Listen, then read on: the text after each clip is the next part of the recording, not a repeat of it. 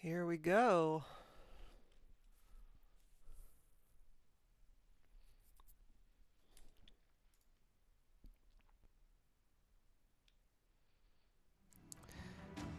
Yes, good.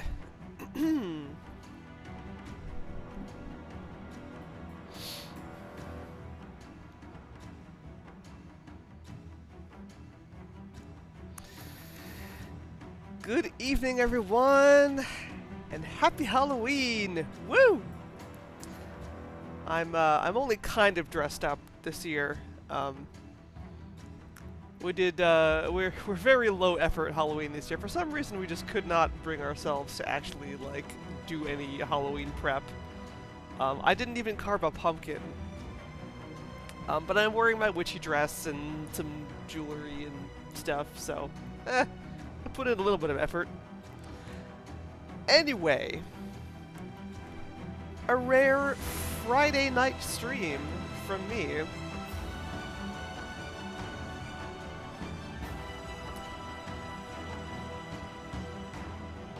And I've chosen to spend Halloween playing the demo of Nighthawks, which is a vampire game, which is currently, well, it's not out yet. It isn't finished, just the demo is out. But yeah, it's in development. And I, for one, am pretty excited about it. So let's get going, shall we? Let's see what this game's all about.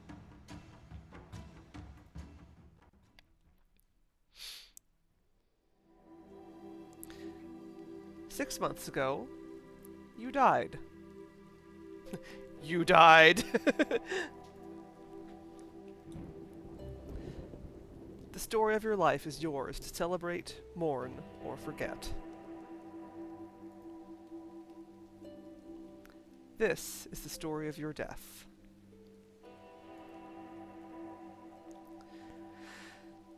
What is your name? This may not have been your name in life, but it is the name that you now wear. All else is your business, casting as much or as little light on your path as you choose. Well, papaya, chemist. Oh cool, there's a randomizer, let me see. Emma Jimenez, Scarlett George, good name.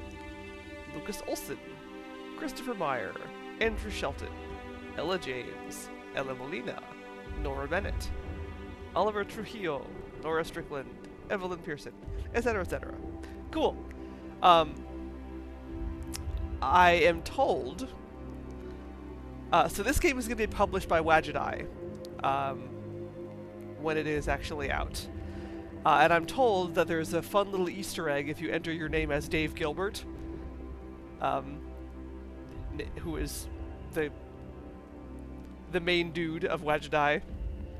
I'm not going to do that. I'm just going to enter my name.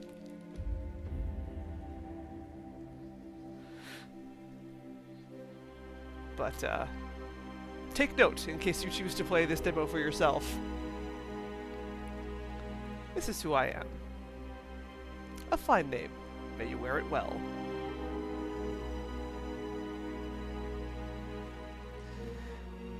Everything began with a stranger.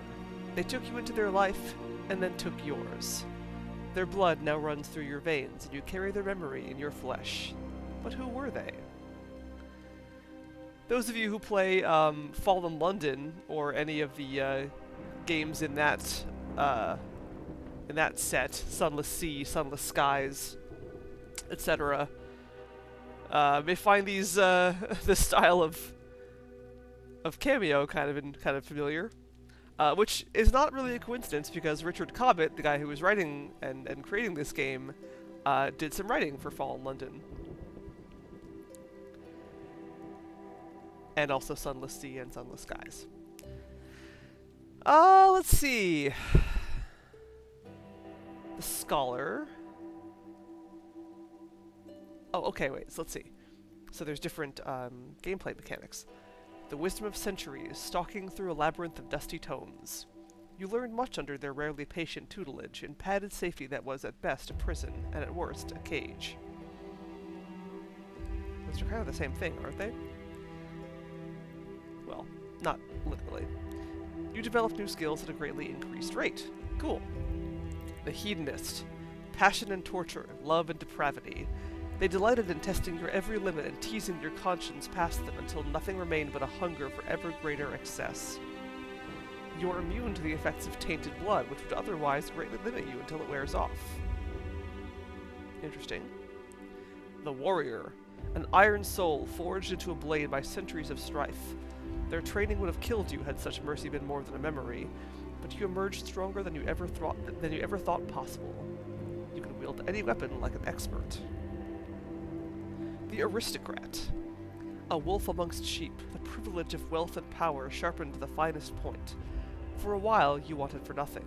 Then, just as quickly, your novelty faded and left behind nothing but obligation. You develop suspicion at a greatly reduced rate. The shadow. A drifter, a rumor. They move from town to town, fading like a bad memory. Why did they choose to bring you along? That was their secret to know, just as yours is why you parted ways. Your hunting skills are unmatched amongst your peers. These all sound pretty cool.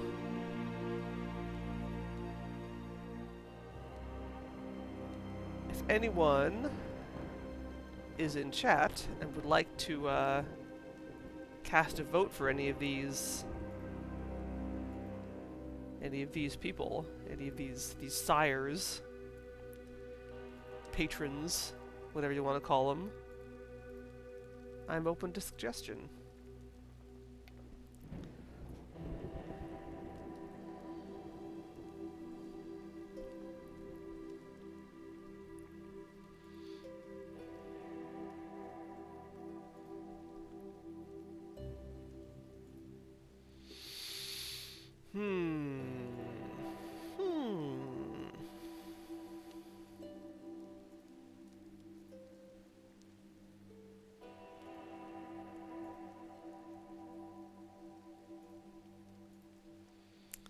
Or alternatively, if there's no one in chat, or no one feels like speaking up, I will just pick one for myself.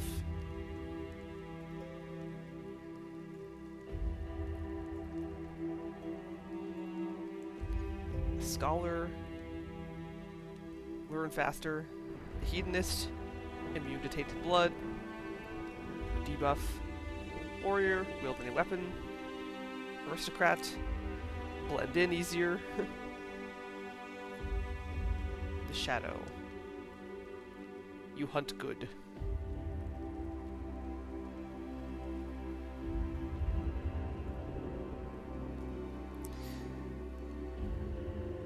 I'm gonna go with the scholar.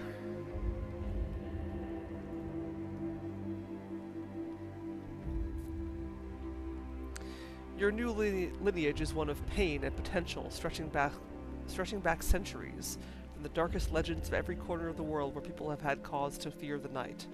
What is its story? Ooh, okay. New World. Children of the night who see their past in modern fables and Hollywood lore. Particularly prevalent in the United States, they combine ancient power with modern technology better than most. You gain more benefit from your companion's skills. Old Country. An echo of tragedy from the depths of dark forests and forbidding swamps. The victims of long-dead horror still carry the blood of their murderers, and condemned to pass it to each new generation. There are few you cannot intimidate with your presence. Imperial. Hailing from the alchemical heritage of Britain, the original Imperials whispered in the ears of nobility and traveled throughout the Empire on their black ships, leaving tragedy in their wake. You gain wealth and prestige at a greatly increased rate. Continental. From the eternal dynasties of Europe to the solitary loners of quiet peasant hamlets, continental vampires are known for their ability to move through human society with both ease and arrogance. You are an expert at seduction and manipulation. Mandarin. Magic flows in your veins, supposedly the legacy of Jiangxi sorcery from ancient China, although some object to that interpretation. Legend speaks of a great sacrifice that all who share it must one day make. Your natural talent allows you to use your gift more regularly. Ooh. Well, I'm leaning towards Mandarin because it's a dragon. And, you know, I am a professed dragon enjoyer. But I'm also digging the old country. I like intimidating people.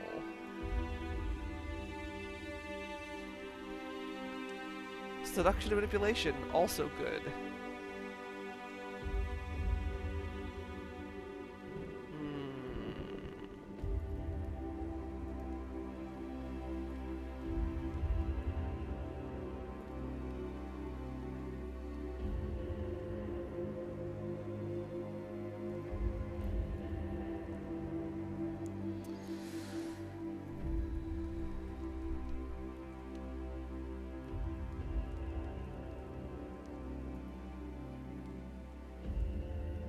I'm gonna go with old country.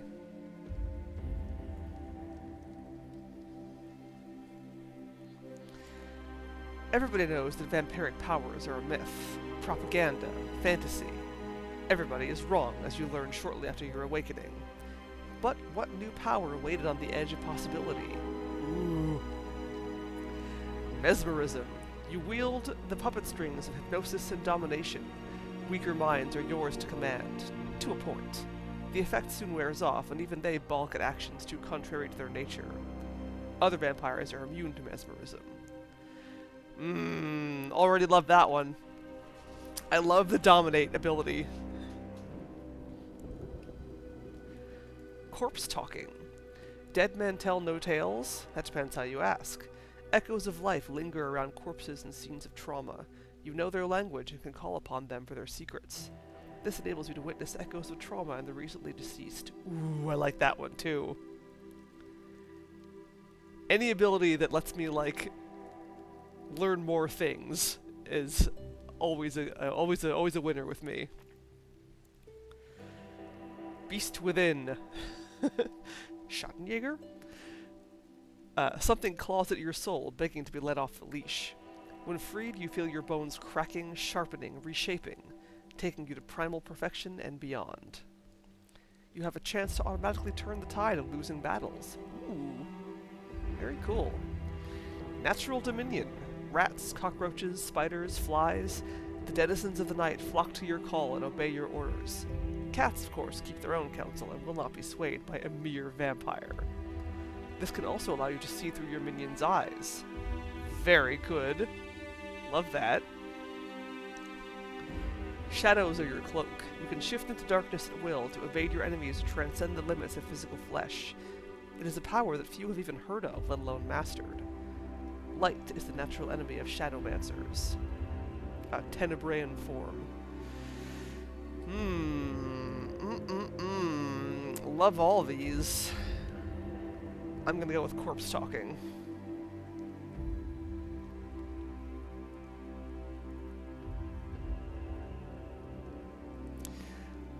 Life and death taught you many things, but what is your primary sphere of knowledge? Culture. You are well versed in all of the arts, from painted masterpieces to classic opera. Perhaps you've even been known to create your own works and earn a measure of acclaim. Technology. From scientific discoveries to fixing computers, there is little in the modern world you cannot master, or at least turn off and on again until it works. Academia. You always excelled in scholarly pursuits, including history, geography, and world languages. Somewhere, your achievements hang upon a wall as testimony to all that your teachers had to impart. Street. You have learned the language of the gutter and the lessons of experience. You hear the unspoken words of the street and know all the steps of its complex dance. Occult. What others consider forbidden arts, you think of as light reading. You may or may not have picked up much of the practical, but your mind has a codex of stolen secrets.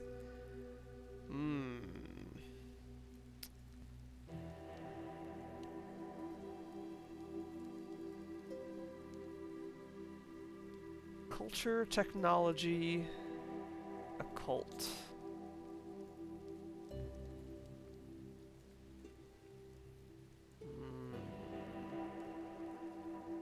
Yeah, we're going occult. Very well. These are the cards that fate has dealt you. Do you accept them?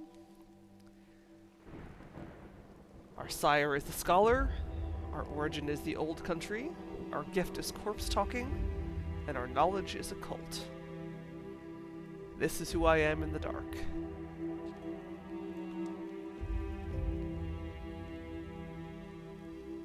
What I am in the shadows, so to speak. Then let us begin.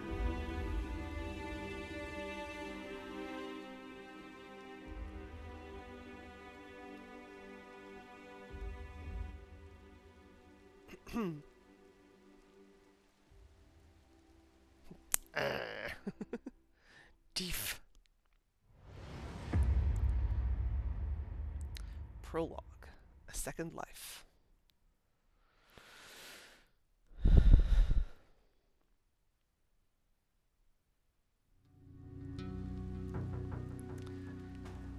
Streets of Cradlebridge, Monday, the small hours. Last known address. Another night, the same thirst. Rain pours down onto the naked city, as cold and oppressive as ever. The night is no longer quiet and never still, not since the veil fell, when the world learned that there were monsters living amongst them. Monsters like you, no longer protected by the shadows. We have another fine example of Ben Chandler's graffiti. Fartisan. I just played Old Skies, where we saw a lot more of it.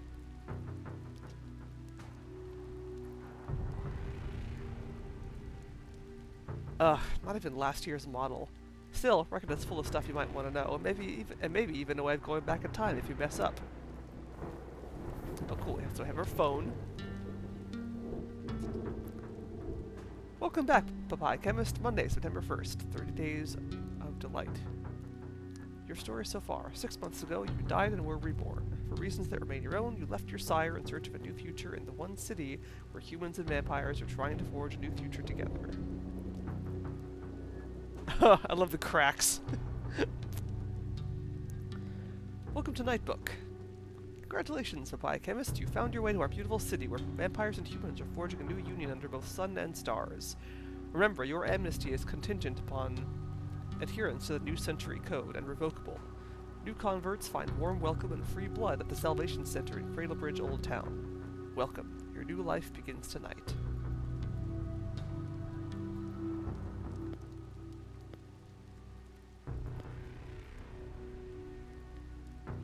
Oh, we got, okay, so this is like our journal.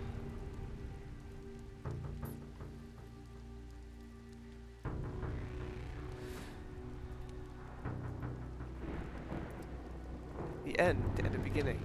Memory of pain, memory of darkness. The sensation of something slipping from your grasp, even as new possibilities blossomed in your cold flesh. This was the story of how you died. The rest is yours to write as you choose.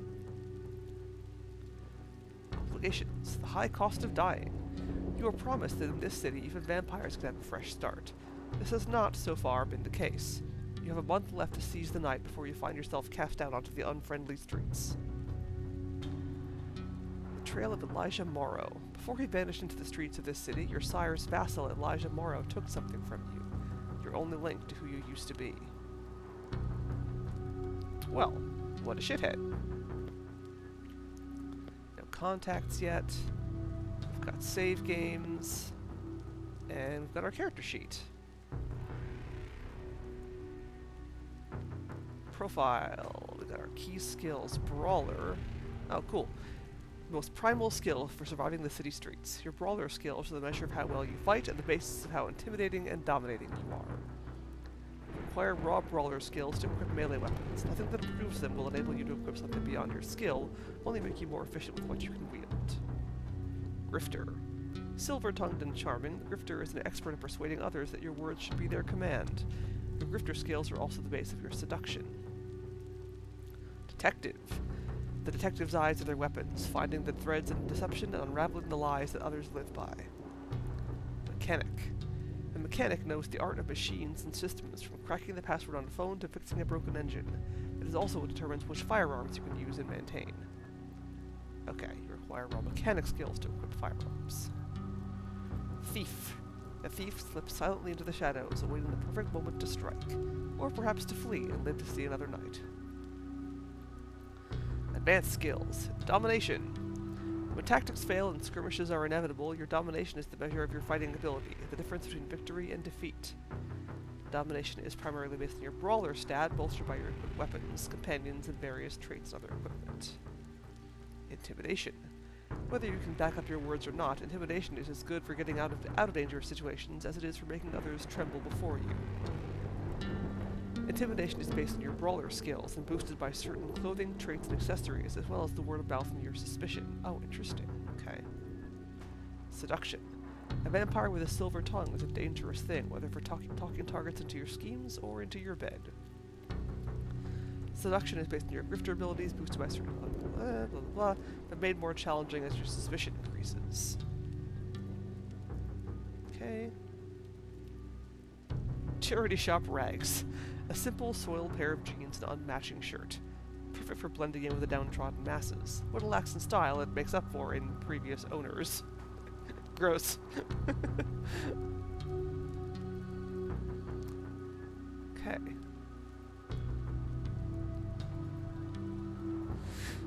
Traits.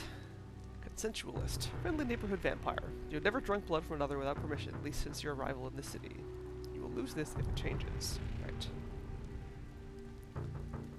German brawler. Okay, these are locked. Detective, grifter, mechanic, thief. Okay. Cool.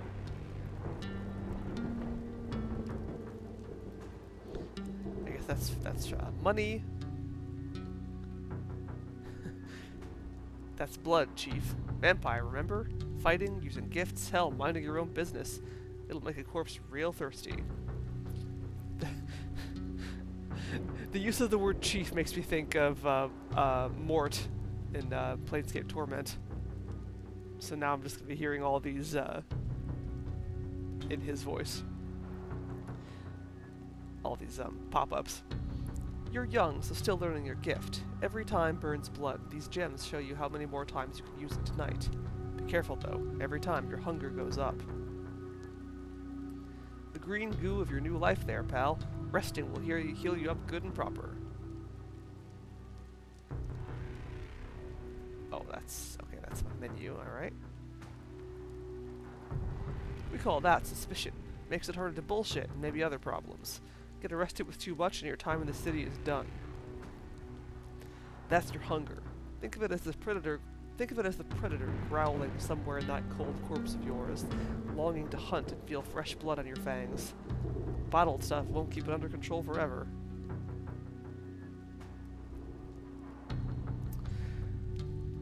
Alright. Enough exploring the UI.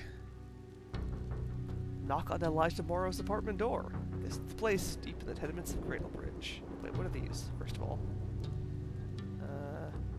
Doesn't say. Hey down there. Hey, down here. Need help? I'm your stone cold pal. Hover over the stuff down here, I'll tell you what it is. The rest, I'll do what I can. Okay, it is him talking. Cool. Boo! When my agent got me this job, I was figuring it was unavowed too. Man, I need a new agent. Hey! Eyes up here, pal. Yeah, I'm the real star of this show, baby. Hey. Whatcha? Mind scratching my nose with that thing? Hands busy, holding your phone for some reason. Ugh, fire in my eyes every time. Don't you mind me, just sitting here, watching your choices, judging. If for some reason you're enjoying this crap, maybe do the wish list thing? Watch the cursor, pal. How much do I gotta say? Well, when I was a little baby gargoyle. You interested in me or just gone off for a soda? Either way, it's all good. Nobody ever thinks of the tutorial gargoyle. You're a peach. Don't poke me. Stop poking me!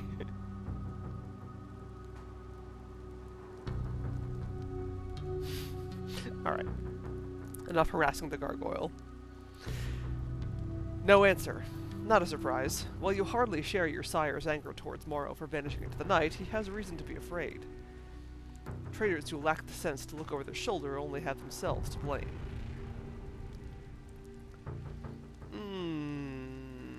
Force the door open or attempt to pick the lock?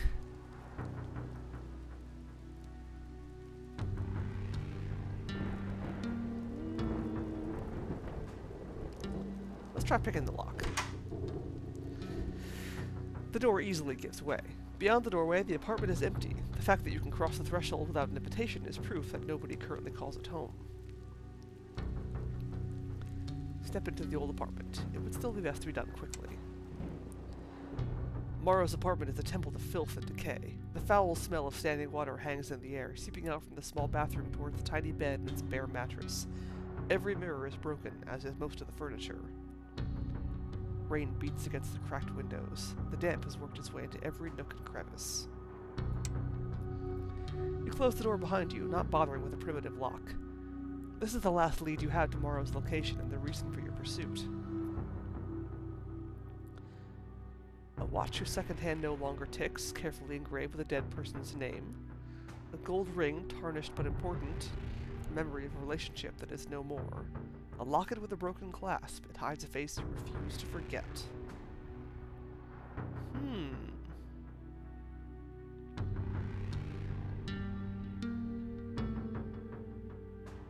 I like the watch.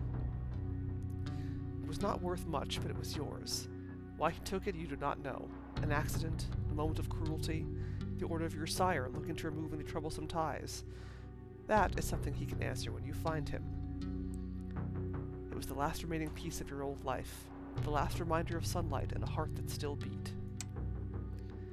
It is, however, not here. The only real hope is that Morrow left in a hurry and didn't cover his tracks as well as he might have done. There's only one way to know for sure. Hey! Welcome, Raiders. Thank you for the raid, Kisara. Welcome, welcome. Hello, hello. Happy Halloween.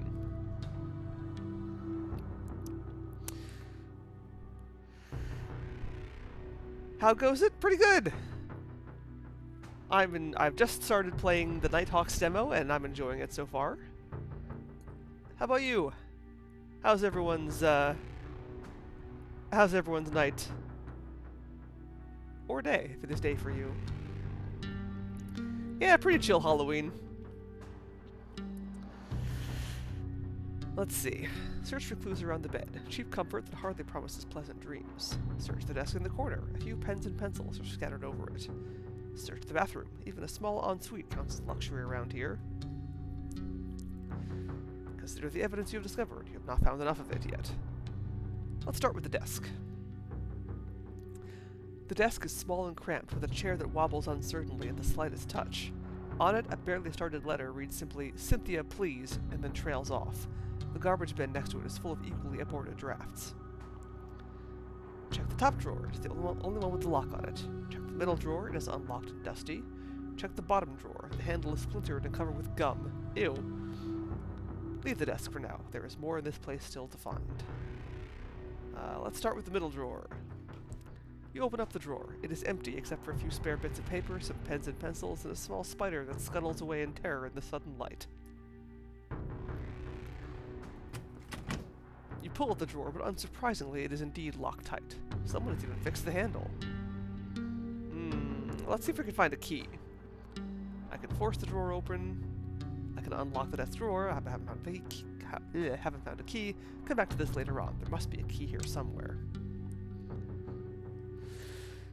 You turn away from the drawer and back to the rest of the desk. The drawer offers little enough projection to whatever Morrow might have hidden inside it, but not every problem demands a violent solution. Bottom drawer. You open the bottom drawer. There is nothing in it except for some wax near Sire's seal, the mark that told those in the know that Morrow was authorized to speak on their behalf. A somewhat antiquated sign of confidence, but not an uncommon one. Older vampires do tend to enjoy ceremony. Yeah. It's got some great atmosphere. Alright. You continue looking around the remnants of Morrow's attempted escape from your sire and his master. Cockroaches wriggle behind the wallpaper, trying to avoid your notice. Gross. Let's check the bed.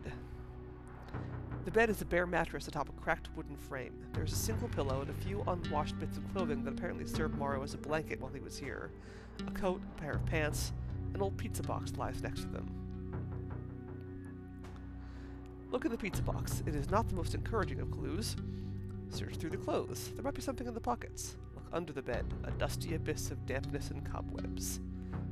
Step away from the damp bed. We have not yet investigated this.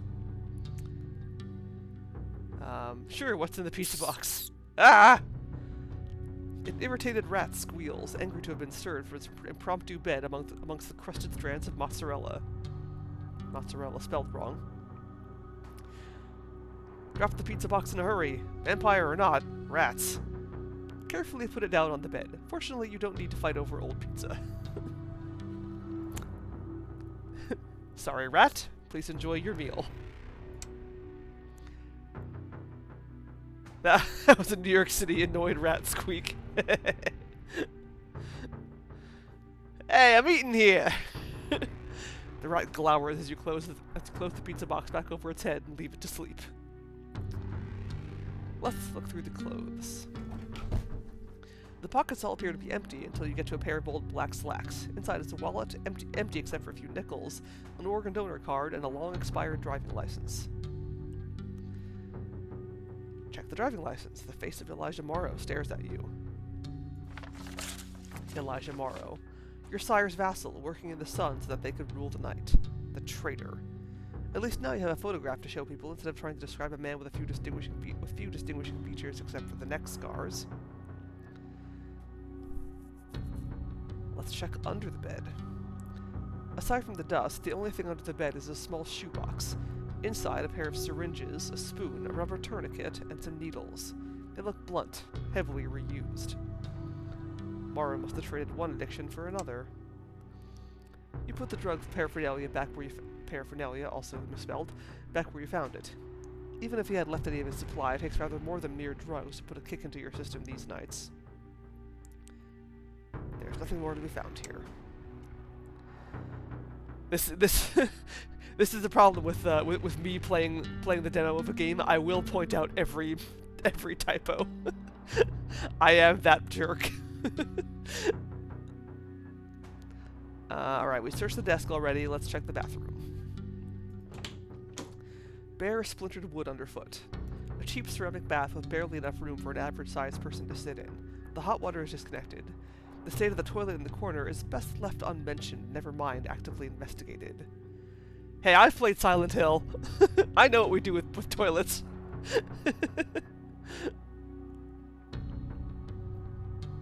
Ooh. Examine the filthy bathtub. Your detective skills are capable of this. Examine the state of the toilet. Perhaps Morrow hid something in the cistern. Read the residual echoes of the room. You have sufficient blood to use your gift. Open the medicine cabinet. The glass is cracked and bloodied as if punched.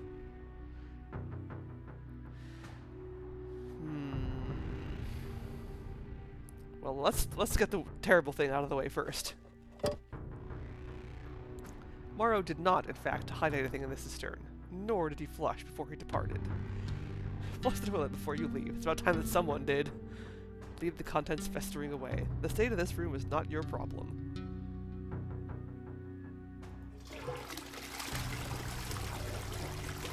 You lower the toilet lid and close the cistern, departing on a very, very slight moral high ground that really does not matter much in the great scheme of anything.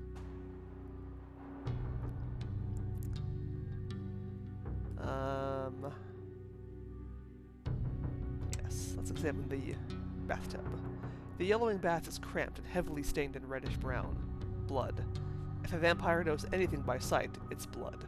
The stain is old now, it has worked itself in deep.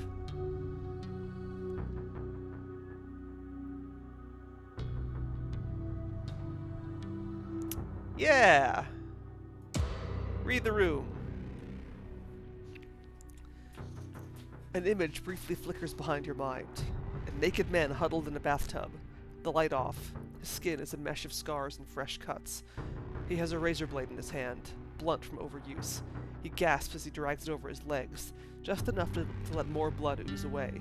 Red, but darker than usual. An oily swirl that seals the artery before too much can escape. The image fades away, leaving nothing but stains. Morrow's desperation comes through without any help. The face of the echo was impossible to make out, but you were relatively sure that you remembered the shape of it. Morrow. Definitely Morrow. Bleeding himself dry for some horrible reason.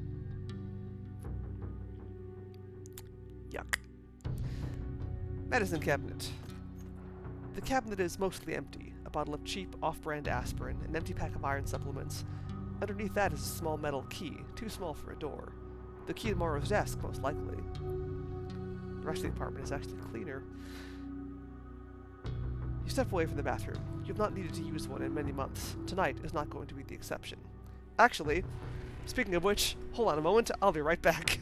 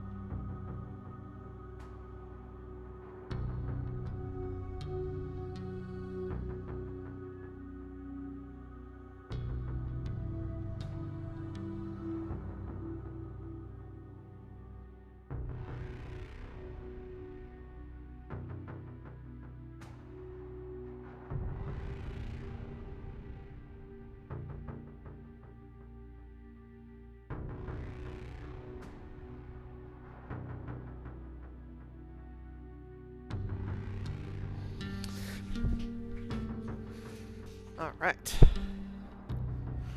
I'm back. Back to the desk.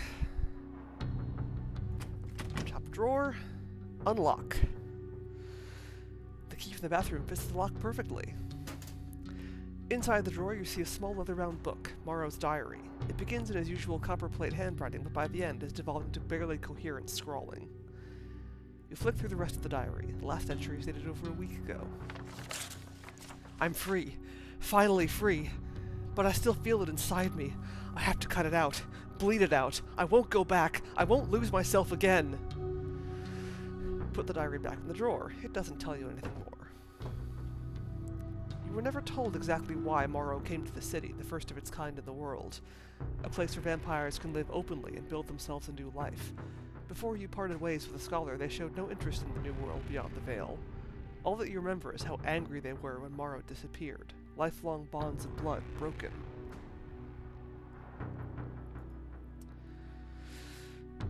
Okay.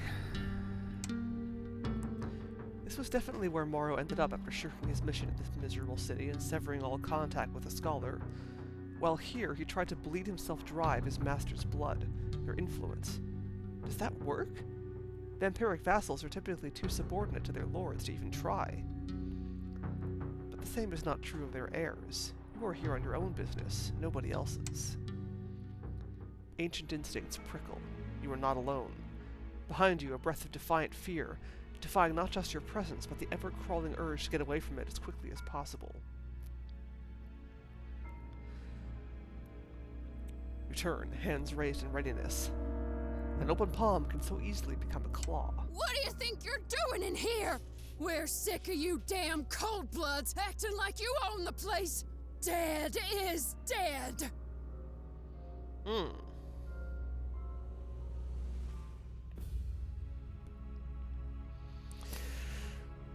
Okay, well, seems like I have a better chance of threatening her. Sup, Ober Solo? Happy Halloween.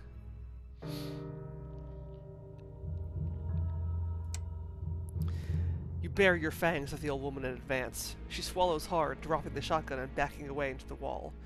She crosses her heart, desperately whispering a prayer to any god who might be listening. None answer. The warmth of her blood calls out to you. How long has it been since you last fed?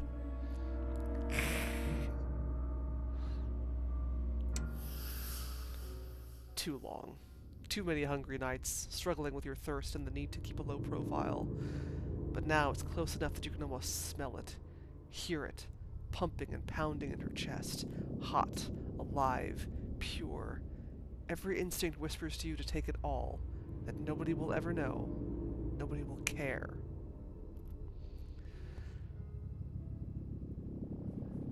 Drain the old woman dry. Indulge yourself in this moment of good fortune. Resist your urges, at least this time. Move on before they become impossible to ignore. Now... Yeah, Question is... I don't feel like I have an option to feed from her but not completely drain her. Like, I can't just take a little. It's all or nothing, right? That's the impression I'm getting here. What does chat think I should do? Should I eat her? Or leave her be?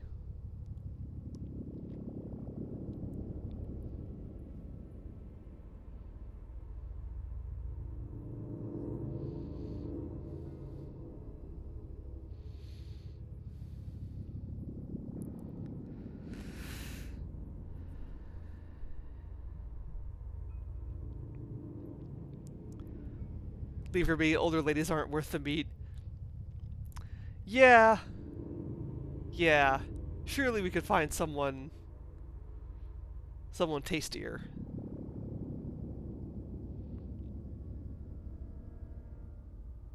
Okay. And after all, I intimidated her and it worked. She backed off. That's all that really needed to happen. I don't need to kill her. The thirst burns, but your self-control is stronger. You control yourself, squeezing your fist into a ball until the urge faints. The terrified woman stares at you, wide-eyed, with no idea how close she just came to breathing her last.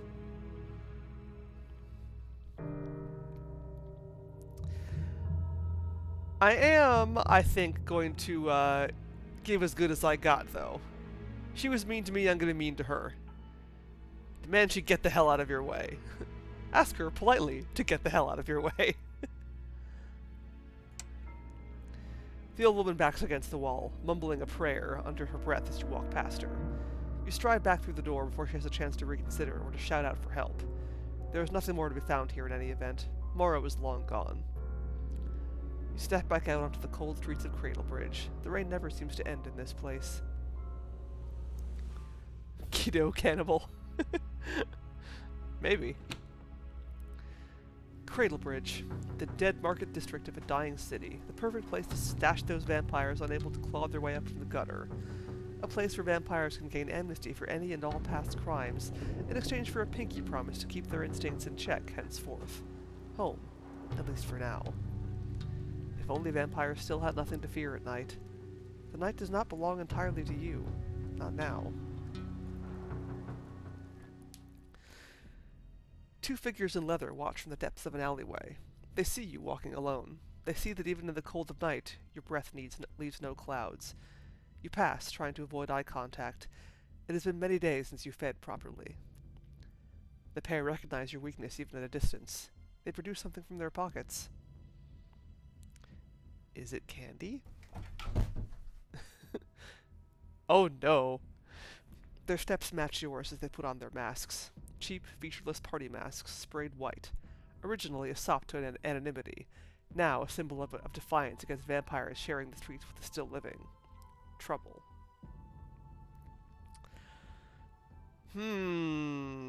Turn to face them directly? If this is going to happen, let it happen now. Or break into a run while you can. They may decide it is not worth giving chase. What do you think, chat? Fight or run? Maybe I could eat them.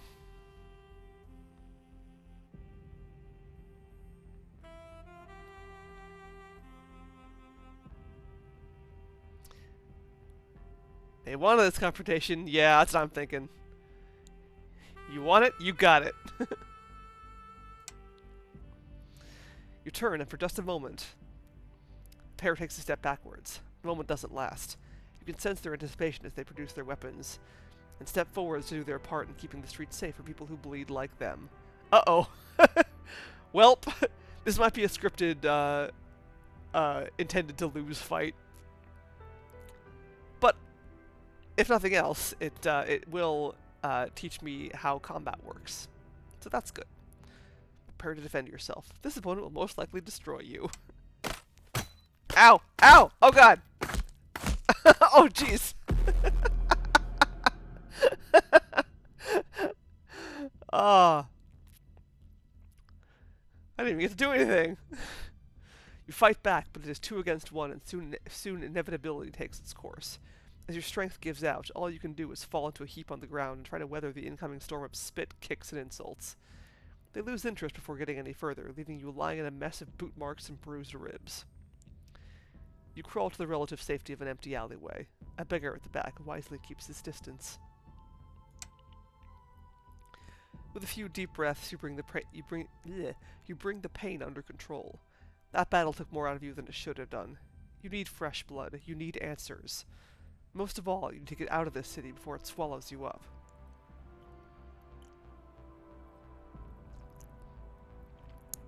Vampire Invader Leslie Nielsen's Dracula Dead and loving it. At this point, we might be. I need to see that movie again.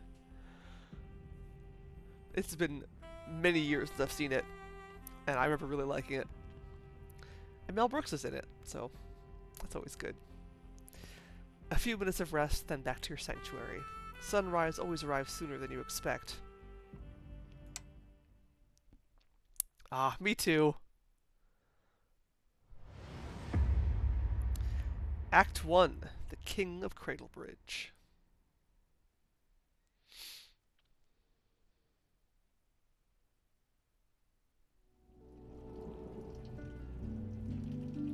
The Halcyon Hotel, Tuesday, sundown.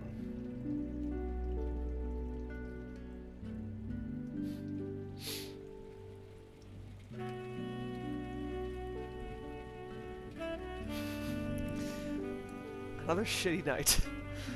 The rusted metal of your bed creaks underneath you, its mattress damp and encrusted with ancient patches of blood, sweat, and semen. Ew. The last stinging memories of the day's bad dreams fade into the increasingly familiar drip, drip, drip of a waking nightmare lit by a cheap, flickering bulb. Oh, look at this touch. That's nice. Blinky clock. Reluctantly, you crawl out of your bed. The bare floor is cheap wood, spiked with splinters. Everything aches. Everything is cold. Your blood sits stagnant in your veins, no longer at the whim of a beating heart. You pull yourself to your feet and take a moment to lick at your still unfamiliar fangs. Check the mirror. Dusty. It hasn't been used in a while. Open the bedroom drawer. There could be something useful in it. Peer out of the window. The planks almost cut out the deadly sunlight.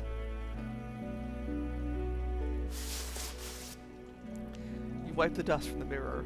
No reflection, of course, but the empty frame staring back through you is still discomforting. Perhaps for the moment, however, that is for the best. The cross atop a Gideon Bible stings at your eyes, burning like chili peppers.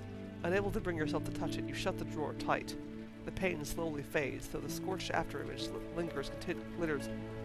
lingers considerably longer. You fix the planks back into position and look down at the street below. It is quiet, but not the peaceful, relaxing kind. It is the quiet of a place where everyone minds their own business because they really don't want to get caught up in anyone else's.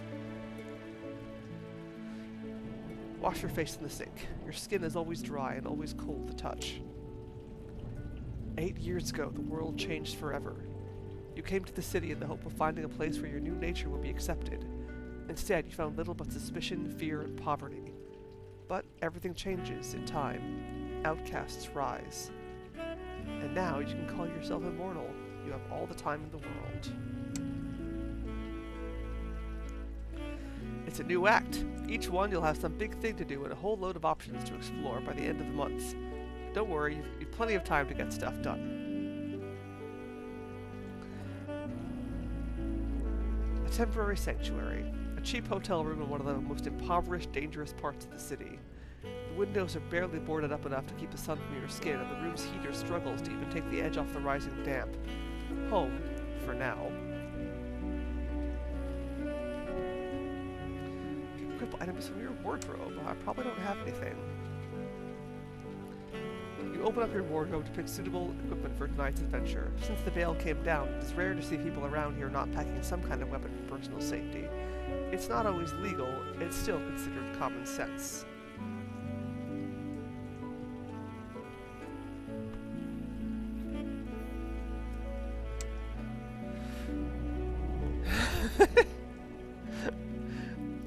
You consider your choices. Outfits can increase your confidence, boosting your skills, as well as offer protection. They do not otherwise define you, just your taste in modern fashion. Remove all of your clothes instead. Your birthday suit is, technically, a suit. Woohoo!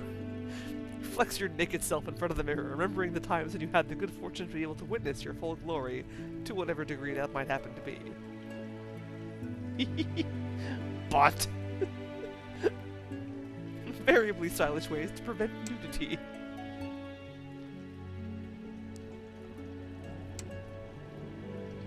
A simple soiled pair of jeans and unmatching shirt.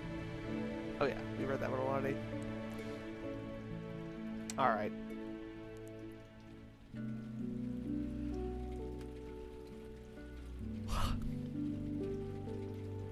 Well, I just woke up, so I'm not going to go back to bed. It's time to get out of this dump. You open the door to see a well-dressed man striding down the corridor, squinting at the numbers on the doors. Turning to greet you, he beams with a fanged smile that proclaims that this is the most wondrous moment of both of your lives. Ah, such felicitous fortune. Master Maze, at your service. A humble seller of rare tomes and intriguing volumes. I had the honor of providing many a text to your sire over the years. I trust the master is doing well. New contact. Maze. I already don't like this man. Look at that gold fang he's got.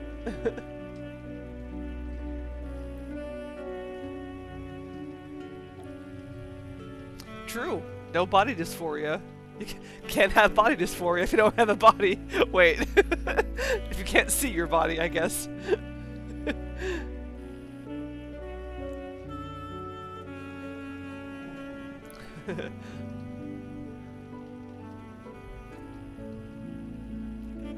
Exemplary. Do pass on my best regards. My sire is doing well.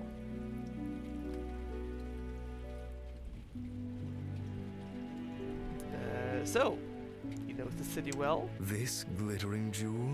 This ocean of possibility? I venture I know it as well as any, I suppose. Let me be your Virgil, your Aeneas, your Hermes. Why were you looking for me? To offer my greetings, of course. A friendly face upon these most unwelcoming streets. I suspect you have not seen many since your arrival. Alas, these are turbulent times.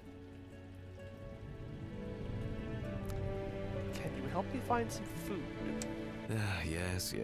The accursed need for sustenance. Perhaps wrong? I might invite you to my humble abode for a little sanguineous repast.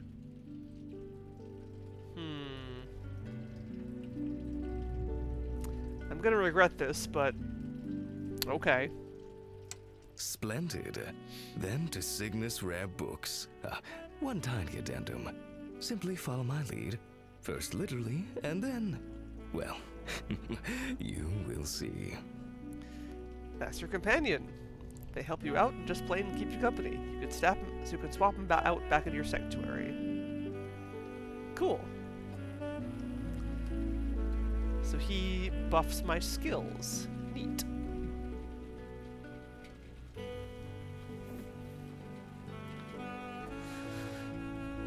A friendly face. A friendly face in a strange city is a rare thing. You have met a new friend, or at least a potential traveling companion, willing to help you out should you wish it. humble seller of rare tomes. Maze is a distinguished member of Vampire Society and the proprietor of Cygnus Rare Books. There he curates a series of fine literature guaranteed to delight and educate. Maze owns Cygnus Rare Books in Cradlebridge, but has his fingers in pies around the city.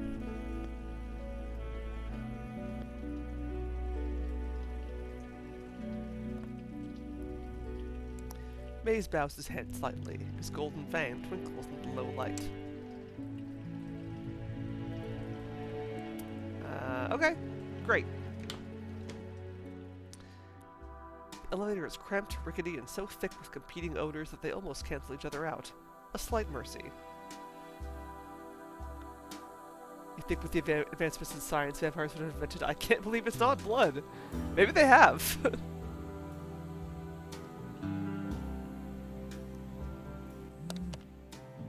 Lobby. The Halcyon is a fine old building, now long past its prime. The paint is peeled and every surface sticky. The rat droppings trodden into the carpets and slithering cockroaches behind the wallpaper say more of the place's standards than any review. What did I just get in my phone? Oh, what? Your story so far. You came to the city in the hope of a fresh start and the last connection you have to your previous life, but found only poverty, intolerance, and hunger. Now you sit in your cheap hotel room with little obvious future. Monica Vale. Veil of Darkness. We haven't met. We probably won't. Try to keep it that way. My name is Monica Vale, but you can call me God if you like. It's my job to keep a lid on the ghastly little messes our kind is prone to making. So, a warning to get us on the same page here. Be boring or be smart. Land on my shit list and we'll have trouble. Specifically, I will. Then you will. And then I will not. Kindly take this for the threat that it is. Whips and kisses, MV. Oh, I like her.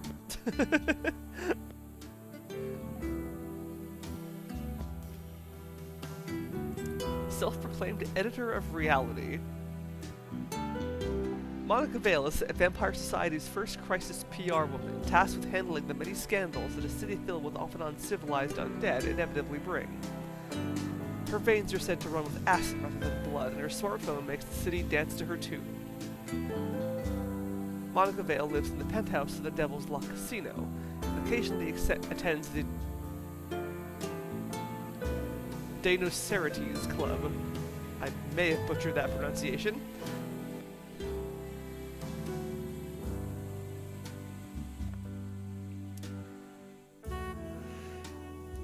Head over to the front desk. The clerk sits behind it, smoking a fresh joint. The clerk yawns as you approach, barely even bothering to look up. The smell that hangs around him isn't tobacco. Ask about the Halcyon Hotel. What can he tell you of this estimable establishment? The clerk gives you an expression that suggests that of all the words people have used to describe this particular slice of heaven, estimable is not one of them. The Halcyon Hotel certainly had its golden age once, but these nights the basic rule is not to complain about the cockroaches, because they've been polite enough not to complain about you. Sure, let's sneak a look at the resident list. The book is upside down and written in what can only with the greatest generosity be considered legible handwriting. Most of the names are meaningless to you. Your own is marked as being on the third floor with a prominent V symbol scribbled next to it. Sophia Sterling is the latest name to be written next to room 16, atop many other hastily crossed out names. You've never visited it, but there are often rather eager-looking gentlemen waiting outside, checking their watches with some urgency. Domino Quick. The name is slightly faded. Whoever Domino Quick is, they have clearly been here for a while. There are no other details in the book. Ah, yes. That would be you. You glance down to check that you are still there. It appears that you are. The clerk stares past you, shiftless, yet counting the minutes until the end of his shift. He takes another drag from his cigarette.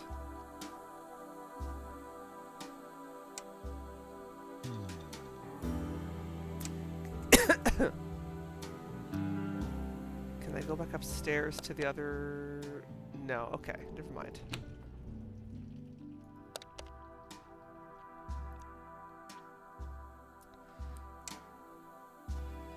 Another delightful night full of opportunities. What mischief we shall make!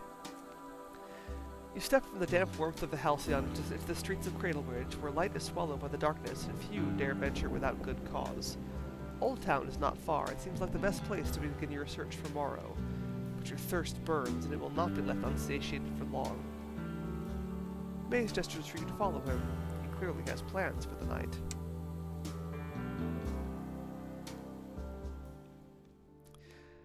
Cygnus Rare Books, a cramped but comfortable bookstore on a largely untraveled street. The shelves are piled high with leather-bound tomes and first editions of books that seem to hold no particular commercial interest, even to collectors. Maze holds open the door for you. He bows his head as you enter his sanctuary. Hazel, my dear, attend, my sweet little minx. We have a guest attending tonight's meeting. A nervous human girl appears from the back. She swallows hard and hurries to get his coat. Master, you're finally back. Everyone's eagerly waiting for you, down in the labyrinth. Splendid, splendid. Follow me, my hungry new friend. Follow my lead and we will talk later. Maze leads you downstairs, a dark basement filled with people. The basement of Cygnus Rare Books is a temple devoted to vampirism and more notably, Maze himself. Wall scrolls list the Scarlet Ordinances, a series of decrees that those who wish to navigate the labyrinth must obey. Brothers, sisters, Reverend hushed sentences. 1,000 apologies for my most shameful tardiness. Please join me in welcoming our new friend, a fresh arrival unto our city, and a traveler through the labyrinth. Hi. The group choruses a welcome. You glance around and see that they are all human and all very nervous. Maze raises a hand for silence. I should explain, my friend. The Scarlet Labyrinth is the path of faith between mundanity and immortality. One mapped out for us in veins and arteries. Speaking of the blood, let us partake of the sacrament. Who amongst my chosen will have the honor? Everyone kneels. Maze selects one of them, who approaches. We give of the flesh so that our blood may live eternal in the corridors of the labyrinth. Amen. He hands his follower a silk-covered tray. The others choruses amen, quietly but respectfully. The follower lifts the silk from the tray. Underneath is a pottery bowl and a silver knife. At Maze's gesture, they press it to their scarred wrists, careful to avoid the main veins and arteries. Blood drips into the bowl, thick and red and fresh from the source. So do we accept this gift as a toll upon the road of ascension? Will you drink, my friend? Well, I feel like it'd be rude to refuse. The follower seems nervous for approval.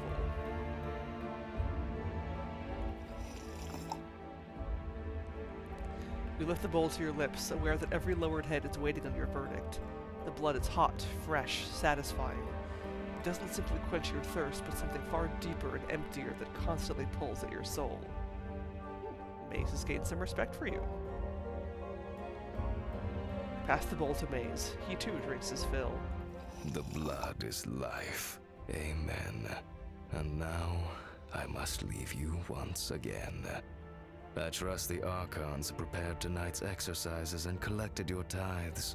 Alas, for those of us who have already traversed the labyrinth, other duties call. The crowd passes to let you out. They seem in complete awe of Maze. The taste of blood fresh from a vein. How delightful to be able to share it for once. Sycophancy adds such a sweet aftertaste. Well, Maze has a nice little setup here with a bunch of followers. What the hell was all that about? My Scarlet Labyrinth? A little gathering of my own invention. The lure of immortality is rather irresistible to certain minds. Mine's, fortunately, small enough to be guided. Ah, so he's a con artist. Yeah, when he said, those of us who have already traversed the labyrinth, my assumption is that all those people down there are hoping to become vampires. Such scurrilous accusation. No. It is merely a light of hope in these dark nights. Hope strategically dangled, perhaps, but hope nevertheless. I should return, before the silence offers too much time to consider the details. Yeah, alright. Well, thank you for the snack. I'm sure I'll be back. Allow Maze to return to his flock. You will find your own way from here. Cygnus Rare Books, a comfortable bookstore on a largely untraveled street. The shelves are piled high with leather-bound tomes and first editions of books that seem to hold no particular commercial interest even to collectors. Maze's thrall, Hazel, waits by the register, attempting to do the accounts.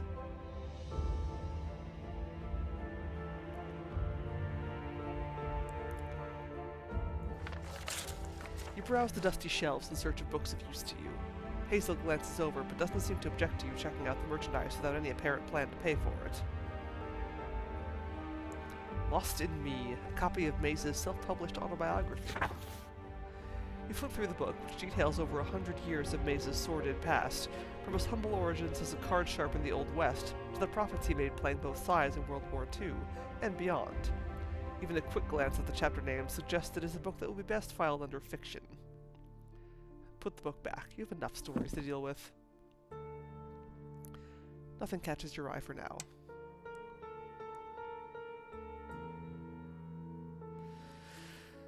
Speak with Maze's assistant, Hazel. She watches you move around the shop with fear in her eyes. Hazel has the face of someone hoping the ground will open up and swallow her. Her eyes are tired and her smile barely hangs onto her face. Still, she does her best to straighten up as you approach and look hopeful for the chance to assist you. Hey, how can I help you?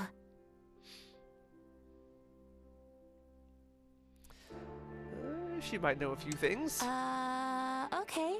I guess that's okay.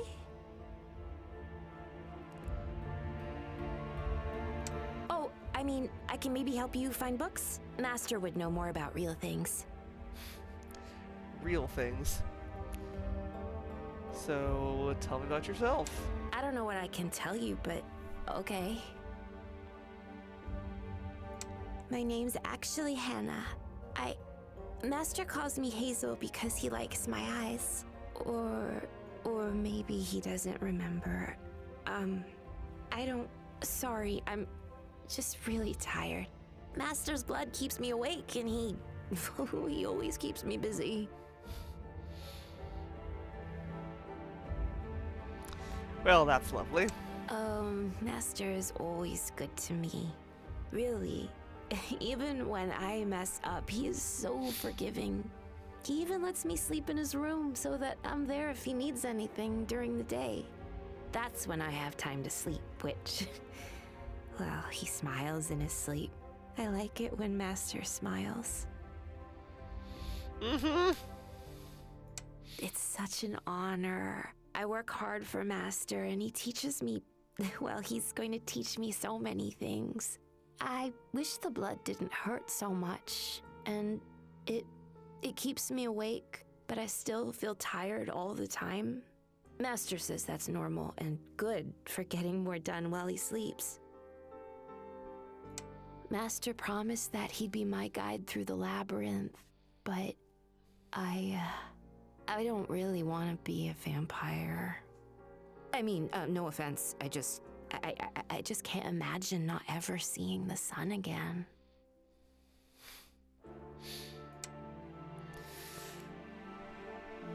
Neat. Hazel watches you nervously, her eyes never quite meeting yours as she waits for the conversation to be over.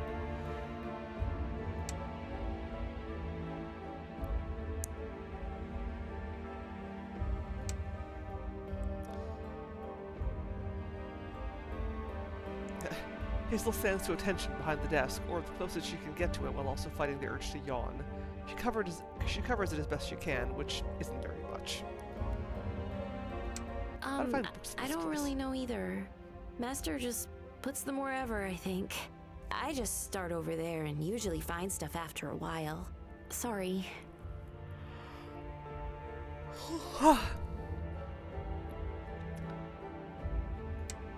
Sorry, but Master's busy downstairs doing his Scarlet Labyrinth thing. You can go down if you want. It's that door marked fire exit.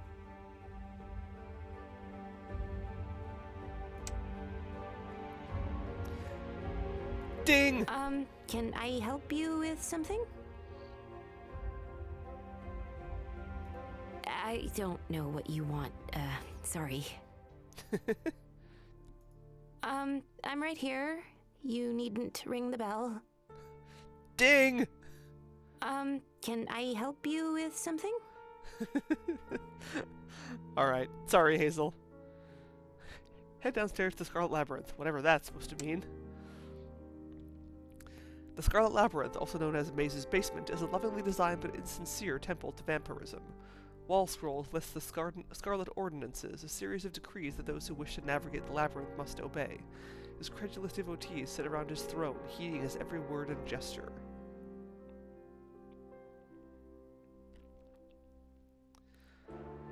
They are not as ancient as they look.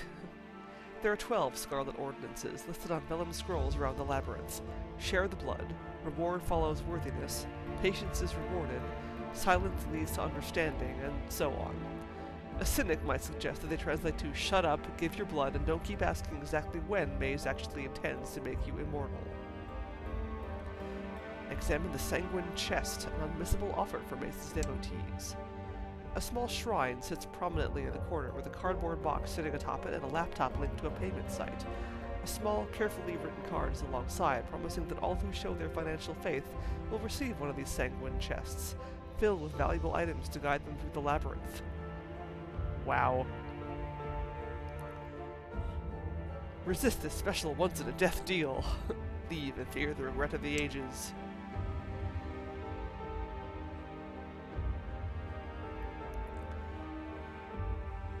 The Master of the Labyrinth sits in state.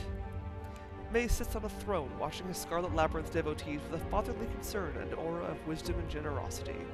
It would almost be convincing were it not for the rapacious smile plastered across his face.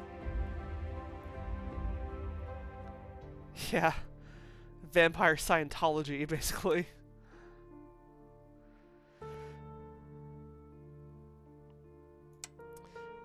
Maze smiles at you with unblinking eyes that read far more into what you say than simple words can reveal. My, what a question. Do I delve into my sordid past as a scoundrel, a scamp, even a scallywag? I jest, of course. I am but what you see before you, a humble weaver of words and dreams, here to bring a little hope into people's lives. That's what you call it? Sure. My shop is my sanctuary, a haven of culture in this dark world.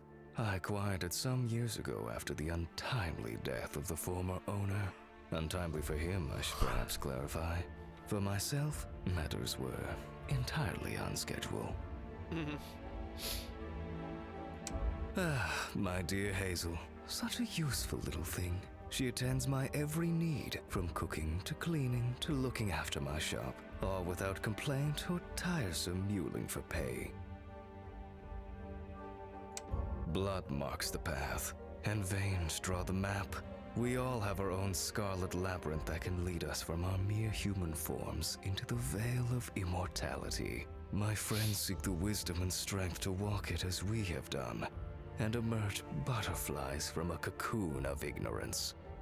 A wonderful image, don't you agree? Cocoon spelled wrong.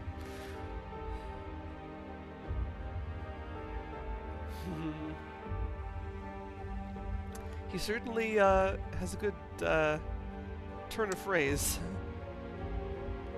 Maze smiles encouragingly at you as you piece together your thoughts. His golden fang glitters in the light. Maze awaits your question with seemingly genuine fascination. As genuine as he ever gets, at least. The search for Elijah Morrow brought you to this city. Now it excuse me, it threatens to drag you deep into the depths from which few return. A missing person?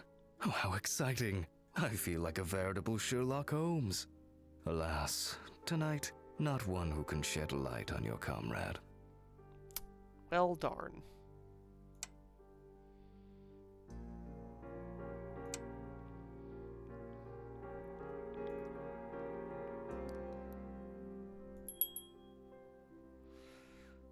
Okay, so there's the hotel. There's Cygnus. Oh cool, there's a travel time. Old Town, free clinic, the bricks. Did my phone say anything about,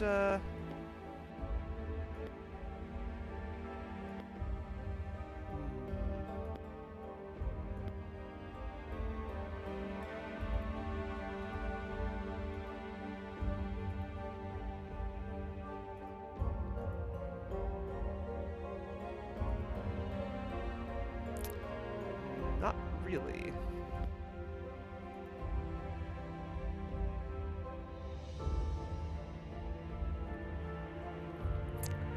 A most trustworthy liar, grifter, con artist, gentleman. Mays, nobody alive knows his real name, and that's just how he likes it, has spent over 100 years proving that you can indeed fool all the people all the time, and honest men are far from immune. Of course, you would never dream of exploiting his friends. Thief's honor. He holds meetings at the Scarlet Labyrinth every Sunday and Wednesday.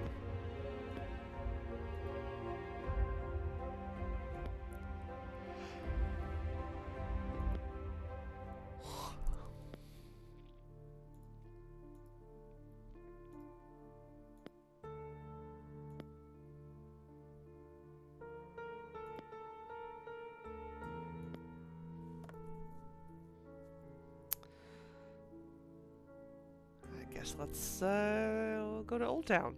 What's there? Explore. The wrong side of the tracks. A once prosperous marketplace now abandoned by even most of its drug dealers. The air hangs heavy with the smell of rotting brick and overflowing sewers. Beggars shake tins at passers-by, hoping to scrounge coin for a bed or a bottle to keep them warm through the night. The few locals forced out this late push past irritably, eyes sallow and fixed on their own problems.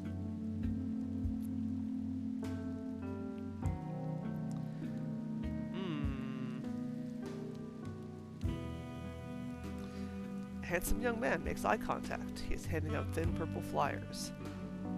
Head for the Last Nickel Diner, the best and indeed only place to eat around here. Head to the Salvation Center, an old gym turned refuge for desperate vampires. Head to the Rose at Midnight. When life sucks, say it with a t-shirt. Hello, sir. Where is your shirt?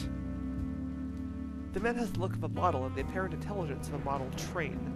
He enthusiastically pushes a purple piece of paper into your hand, advertising a nearby club. It doesn't look particularly promising, and it's not like you can afford much in the way of a night out anyway. Still, you take it, just in case. Nighthawks! Title drop! The handsome man hurries off to another customer. You politely dispose of the flyer in the nearest bin. This market was prosperous once. Now most shops are closed, their windows boarded up or smashed. Destitute vampires lurking in the shadows and alleys have hardly improved its reputation.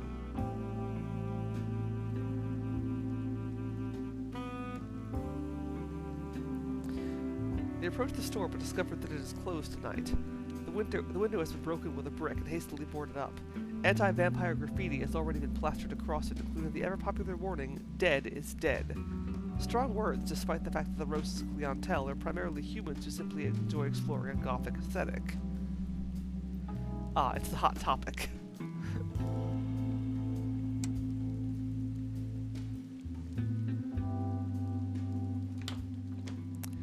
Salvation Center. Thirsty and destitute. Hungry eyes watch you enter the Salvation Center, a threadbare boxing gym reluctantly handed over to the undead community by the city council. Volunteers splash highly watered-down blood into bowls.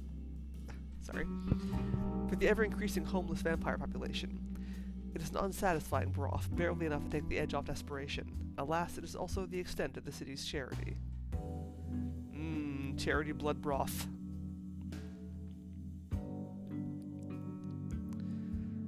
The administrator, she is busy trying to keep some kind of order. The tired-looking woman with a lab coat and clipboard looks up at your approach. She has a slightly terse buzz of a coffee addict, finding that there is only so much of it that you can drink before sleep demands its toll. A sticker on her coat reads, Irene Velasco. If you're here to donate blood, please inquire at the free clinic. Oh, wait. I see. Not a donor, are we? Well, I just hope you're not hoping for a bed.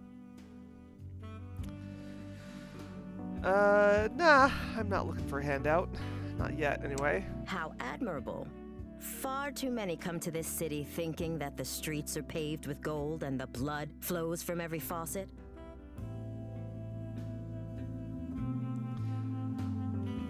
Let me ask you some questions.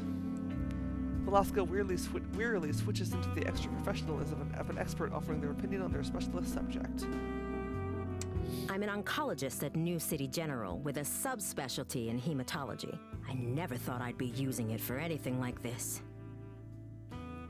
I don't think anyone knows why blood has the effect that it does upon vampire physiology.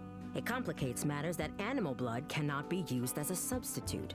Only human blood suffices, and I shudder to think where it will be sourced if demand becomes any higher. Right. Only humans, no animals. Cradlebridge is a place in need of help it will not get from our elected officials. I do what I can, but it will never be enough. Not without support that can be touched and spent. Ever since St. Raphael's burned down, we've been running far above capacity. It's not the staff's fault, but I can't deny what people say. It's the perfect place if you want a few more diseases to add to your collection. Gross.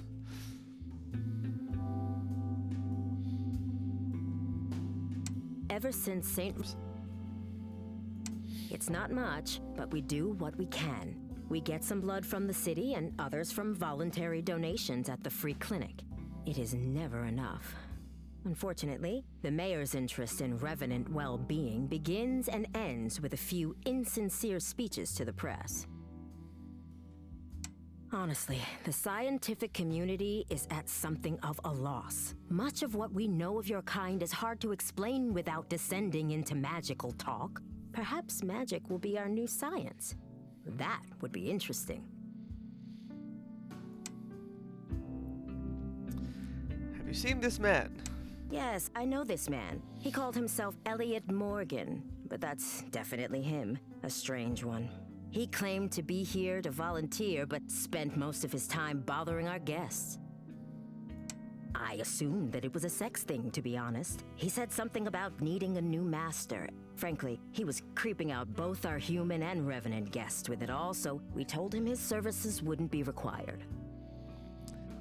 Do you know where he is now? I'm afraid not, but I did see a number of scars on his arm that I'd swear were needle marks. If I had to guess, I'd suggest the shooting gallery at St. Raphael's. Most addicts end up there. Shooting gallery, huh?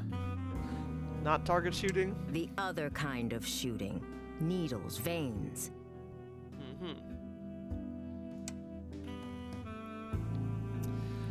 You, an especially tough vampire, teaching self-defense. The vampire in the boxing ring scowls at her current victim before delivering the kind of blow that would knock the average human down for the count.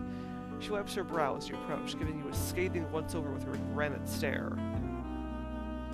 Ah, here for a lesson. Grab yourself some boxing gloves and get up here.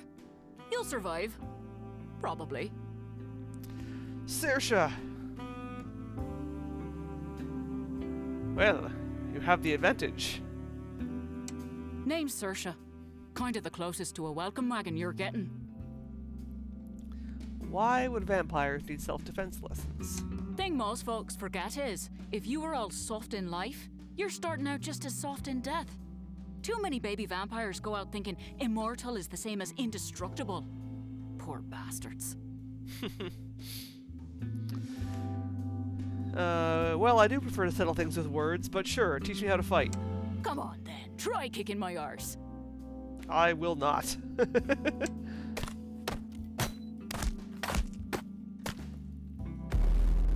Oh, wow. You unleash hell on the giant vampire, who takes every blow with ease and returns it with interest. By the time she declares the bout over, you are bruised and battered, but still standing. Not many can claim that after a fight with Saoirse Kane. Not bad. Got a few nicks there, mind. Should get yourself checked out by the doc over at St. Raph's. Plays rough, but knows his stuff. Cool.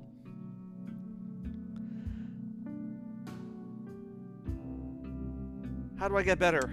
Same as everything. Practice. Take your lumps. Not much can deal you out for good. That what can, try not to get in the way of.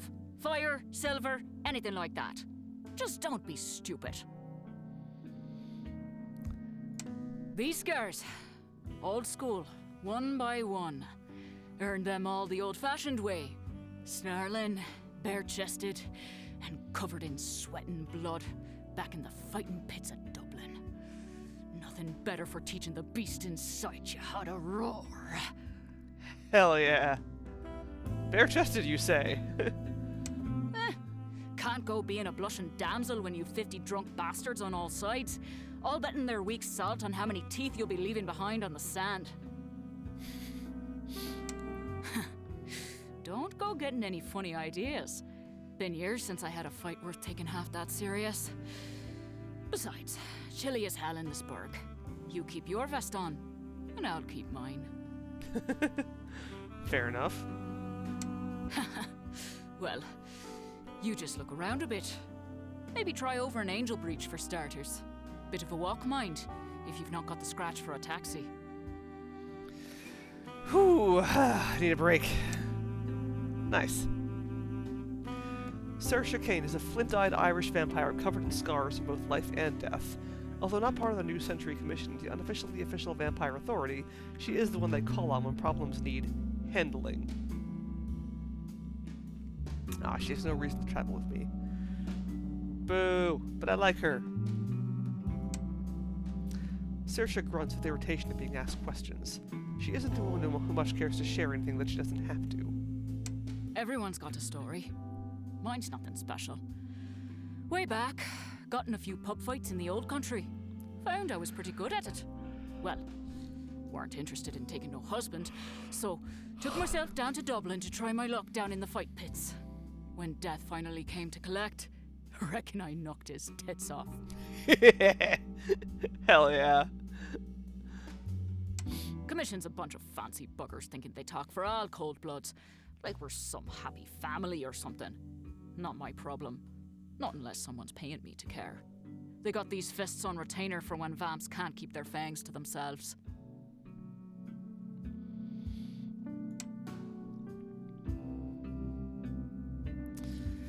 Saoirse watches you impatiently, arms folded and muscles bulging beneath her filthy tank top. Have you seen this man? Saoirse cracks her knuckles irritably, not enjoying standing around and waiting. Heard the king over at Nighthawks muttering about him a fair bit. Don't know why. Don't reckon I care too much either.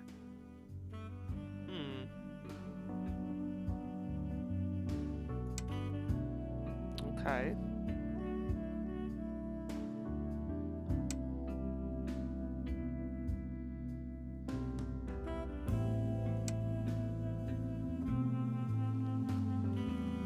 Wait. Oh, okay, yeah. An abandoned boxing gym where the city's charity to vampires both begins and ends. The homeless and downtrodden sip watered-down blood broth while mostly human volunteers do their best to offer